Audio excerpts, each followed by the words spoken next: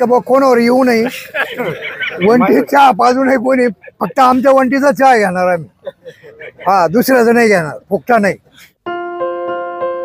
आधुनिक जीवनशैलीच्या धावपळीत जुन्या आणि पारंपरिक खेळांची जागा मोबाईलने घेतली असताना कोपरगाव तालुक्यातील कुंभारी या गावाने एक अनोखी आणि प्रेरणादायक परंपरा जपली आहे। गेल्या तब्बल 40 वर्षांपासून या गावात तरुणांपासून ते ज्येष्ठ नागरिकांपर्यंत सर्व वयोगटातील मंडळी दररोज सकाळी एकत्र येतात आणि कटवणी 120 किंवा हातावर नंबर टाकून खेळण्याचा हा खेळ मोठ्या उत्साहाने खेळतात।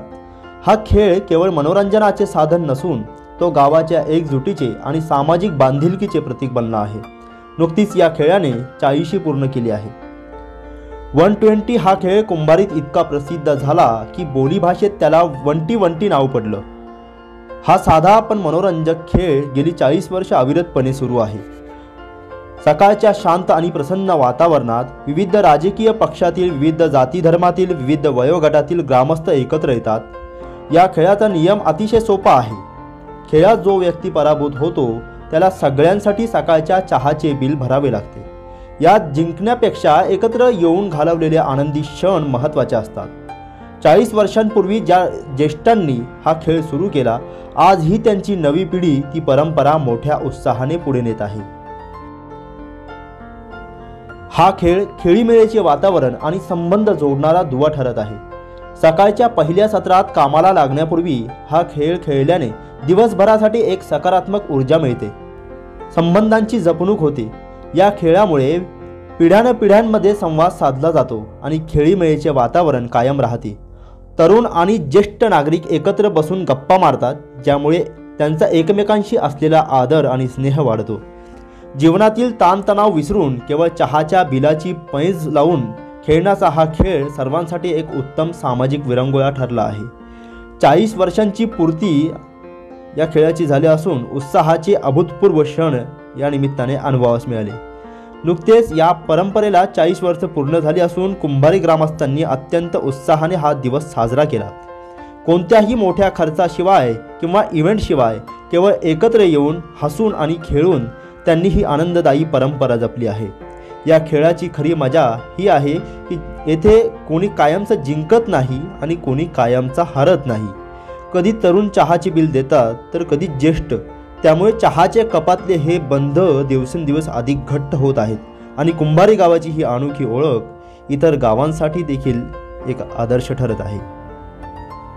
गावात आल्यानंतर सकाळच्या वेळेस एक कुणीतरी चहा पाजावा या दृष्टीने कुठल्या तरी एका व्यक्तीवर भार न देता एक खेळ सुरू केला। त्याला आजच्या 120 किंवा 120 असे वेगवेगळे नाव आहे आणि त्या खेळामध्ये एक व्यक्ती एक कागदावर 1 ते 10 किंवा 1 ते 20 जशी संख्या असेल त्यानुसार आकडे घेतो आणि प्रत्येकाने त्याच्या हातावर एक आकडा घेऊन साखळी पद्धतीने ते आकडे सांगत जायची आणि नंतर राहिलेले 2 ते 3 व्यक्ती जे असतील त्यांनी त्या सदरील चहाचं बिल भरायचं, अशी प्रथा आहे। त्याच्यामुळे कुठल्याही एका व्यक्तीवर चहा घ्या किंवा असं आग्रह कुणीच कोणाला करत नाही। आल्यानंतर प्रत्येकजण त्यात सहभागी होतो, कुठल्याही वयाचा असो, कुठल्याही पक्षाचा असो, सर्व यात खेळीमेळीने खेळतात। माझं वय 78 आहे, कमीत कमी 40-45 वर्ष झाले तसे आम्ही वंटी खेळतो। गावात दूध घालायला येत होतो तसे वंटी खेळतो। काय आनंद मिळतो तुम्हाला? आम्हाला आनंद म्हणजे फक्त हाच का बा कोणावर येऊ नये, वंटी चहा पाजू नये कोणी, फक्त आमच्या वंटीचा चहा घेणार आम्ही, हा दुसऱ्याचा नाही घेणार, फुकटा नाही। आणि आता सकाळी तुम्ही यायच्या अगोदर वंटी त्यांच्यावर वंटी माझ्यावर झाली आता सकाळी। म्हणजे मला असं आठवतं की माझं दुकान टाकल्यापासून ते चालू आहे, त्याच्या आधीपासून चालू होता तो।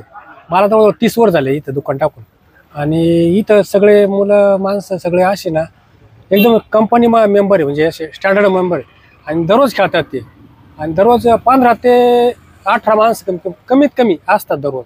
म्हणजे मला त्यांच्यापासून जवळजवळ दररोज कमीत कमी दररोज 300 रुपये धंदा होतो असतो। एका वेळेस ते म्हणजे 5 ते 6 कमीत कमी 5 ते 6 त्यांचे ते राऊंड होत असतात, 5 ते 6 राऊंड होते त्यांच्यावाले। मग एका वेळेस 18 विचार करा तुम्ही, मला 300 रुपयाच्या कमी शक्यतो पडतच नाहीच। आमच्या 40 वर्षाच्या कालखंडामध्ये वयोवृद्ध असतात किंवा 25 वर्षाचा मुलगाही असतो, वेळेचं लिमिट नाही, साधारण 9 ते 12 कोणी येतं आणि ज्याला काम असेल ते कोणी जातं आणि दररोज आमचे कमीत कमी 10 ते 12 इथं लोक असतात. चहा होतो, गप्पा गोष्टी होत्यात, सगळ्या प्रकारची देवाणघेवाण होती. याच्यात शेतकरी आहेत, सर आहेत, शिक्षक आहेत, व्यावसायिक आहेत, सगळे मोकळ्या मनाला आनंद घेतात आणि खूप एन्जॉय करतो आम्ही. सगळेजण इथं एन्जॉय करतो आणि 1 जण किंवा 2 जण इथं चहा पाजतात आणि त्याचं बिल त्या 120तून ते भरलं जातं. साधारणतः या खेळात सर्व वयोगटातले व सर्व जातीपंथातले लोक एकत्र येऊन इथं नुसता चहाच नाही तर विचारांची बी देवाणघेवाण होती, सकारात्मक चर्चा होती, तरुणांना मार्गदर्शन भेटतं या खेळामुळं. असे बरेचसे फायदे आहेत. त्याच्यामुळं प्रत्येक वयोगटातील प्रत्येक जातीतील लोक इथं येऊन विचारांची देवाणघेवाण करतात. आता तुमचा काय अनुभव आहे? एकाच व्यक्तीवर वारंवार तो पराभूत झाला आणि त्याच्यावरती चहा पाजण्याची वेळ आली, असं काय आहे? नाही होतं असं बऱ्याच वेळेस होतं. 4-4, 5 काहींना तर 5-5 वेळेस झालेलं आहे आतापर्यंत, हॅट्रिक झालेली आहे. पण ते स्पोर्टली घेतात, खिलाडू वृत्तीनं घेतलं जातं, ते कंटिन्यू नाही. आणि थोडंसं मजाक मस्ती होती, काही पळून जातात, परत दुसऱ्या दिवशी पकडले जातात, त्यांना तर फाईन बसतो. तर आमचे असे माणसं आहे, सरपंच असो, डेप्युटी असो, कार्यक्रमामधले सगळे सर, शिक्षक, स्टॉफ, बँकेचे सगळे साहेब वगैरे सगळे राहतात. रविवारचा दिवस त्यांचा फुल एन्जॉय करण्याचा दिवस राहतो इथं. सकाळी 9 ते दुपारी 12पर्यंत आम्ही बसलो राहतो इथं टोटल. म्हणजे आकडे वगैरे घेणार आणि काही माणसं असे का ते 8-8 दिवस येणार नाही, आमच्या धनुटे मामासारखे. म्हणजे एकदा जर आकडा आला तर 8 दिवस परत 8 दिवस गायब, असं येणार नाही, चहा सुद्धा पाजणार नाही.